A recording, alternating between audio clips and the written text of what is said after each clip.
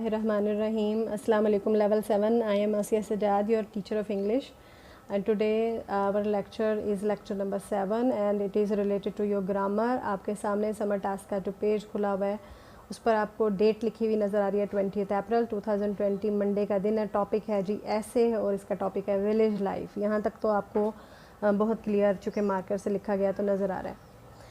तो बेटा इससे आपको थोड़ा अंदाज़ा हो गया होगा कि actually what we are going to do.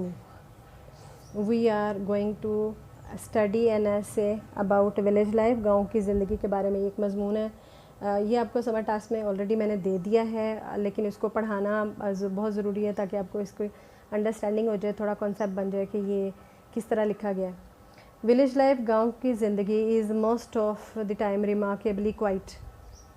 आम तौर पर बल्कि ज़्यादातर जो गांव की ज़िंदगी है बहुत पुरसकून मानी जाती है। रिमार्केबली मतलब शानदार तरीके से कहा जाता है, इससे पुरसकून ज़िंदगी कोई नहीं हो सकती। Village life, village is made up of farm houses. एक गांव के अंदर बहुत सारे फार्म हाउसेस यानी गांव में जो किसानों के घर हैं, मड हाउसेस मट्टी के घर, अनइवन डर्टी लेन्स, बिल्कुल बेतरतीब गंदी गंदी गलियाँ एंड पॉन्ड्स, तालाब पर मुश्तमिल गाँव अमूमन देखने में आते हैं। There are dung hills. फिर हमें जो नज़र आते हैं वहाँ पे वो बिल्कुल ढेर हैं। किसके ढेर हैं? मुख्तलिफ़ जानवरों के जो फुजला होता है उसके ढेर ये नज़र आएंगे जगह जगह। हीप्स ऑफ रबिश नज़र आएगा, ढेर नज़र आएंगे रबिश के भी, कचरे के।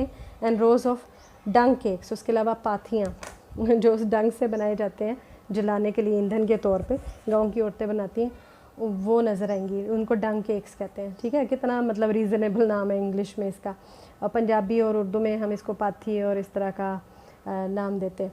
तो गांव के लोग जो हैं उसी से आग जलाते हैं। ठीक है, और ये भैंसों के और जानवरों के फुजले से उसको बना के ड्राई किया जाता है। इनसाइड द विलेज, गांव के अंदर, there is particularly no vehicular traffic. Practically, sorry, ये पर्टिकुलरली नहीं है, ये प्रैक्टिकली है। गांव के अंदर अमली तौर पे हमें कोई व्हीकल वाली ट्रैफिक नज़र नहीं आती। व्हीकल कहते हैं चार पहियों वाली किसी चीज़ को। ठीक है, मतलब कम नज़र आती है इस तरह की ट्रैफिक जो चार पहियों पे हो, जैसे गाड़ियाँ, कारें, बसें वगैरह। साइकिल, मोटरसाइकिल और ट्रैक्टर वगैरह तो नज़र आते हैं। ओकेजनली, कभी कभार, there is a whirring tractor और squeaking bullocks cart in some of the outer lanes. कभी कभार जो नज़र आती है, वेरिंग ट्रैक्टर का मतलब है घूमता हुआ एक ट्रैक्टर, और स्क्वीकिंग बुलॉक का मतलब है चिड़चिड़ाते हुए बुलॉक गाड़ियाँ, बैलगाड़ियाँ नज़र आएंगी। Cart in some of the outer lanes, बाहर की कुछ सड़कों पर, गलियों में। In some of the big courtyards, और बड़े बड़े सहनों में कुछ में, there are clusters of shady trees. हमें जो झुंड के झुंड सायादार दरख्त नज़र आएंगे। Outside the village there is usually a big banyan tree along the pond. आमतौर पर गांव के बाहर बड़े बड़े दरख्त होते हैं, सुखचैन जैसे बड़े बड़े दरख्त जो तालाब के करीब 3 से 4 नज़र आएंगे। ये एक गांव की बात कर रहा है। ठीक है, तो ये नॉर्मली हर गांव का एक नक्शा बताया जा रहा है। विलेज फोक्स, गांव के लोग, and some of their cattle take rest.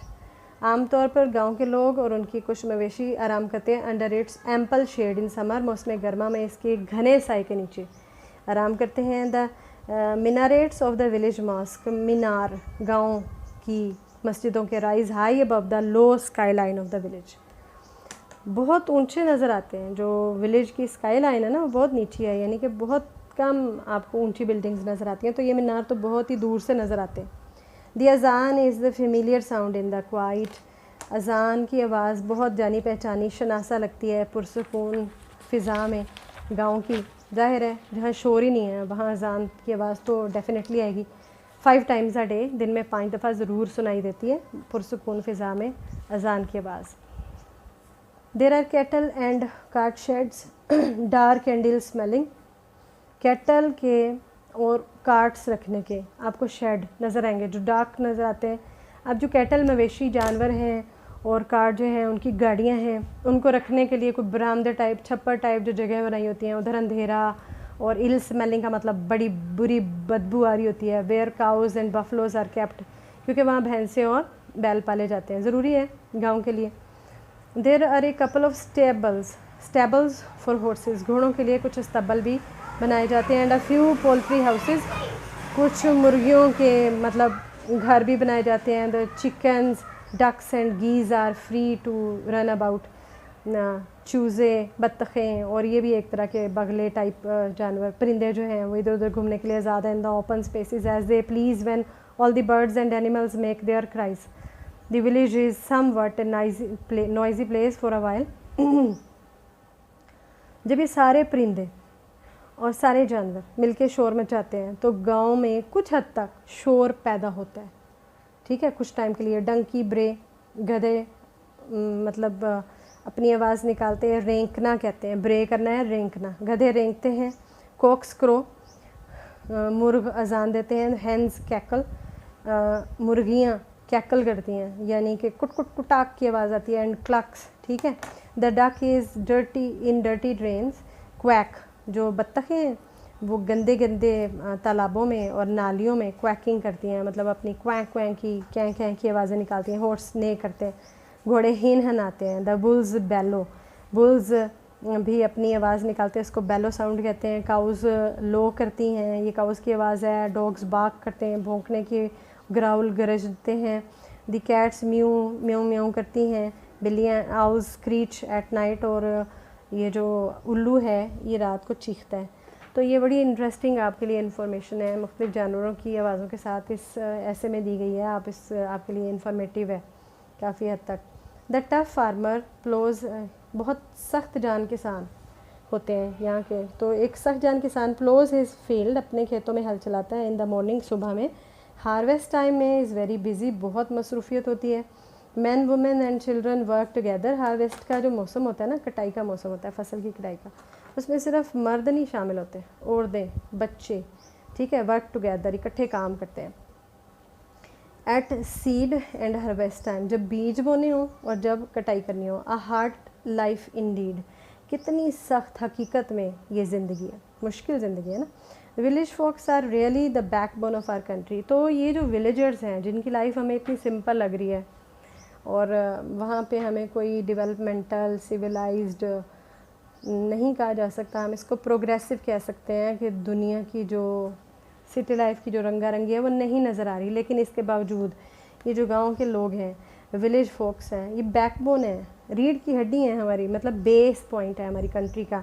Backbone के बगैर ना इंसान चल नहीं सकता, ये जो रीढ़ की हड्डी है। तो एक मुल्क जो है उसकी बैकबोन होने का मतलब आपको समझ आ रहा है कि गांव के लोगों के बगैर, गांव के बगैर हमारा मुल्क तो कम से कम नहीं चल सकता। दे आर स्टाउट्स ऑफ हार्ट, ये हमारे दिलों में रहते हैं। एंड स्ट्रोंग, ये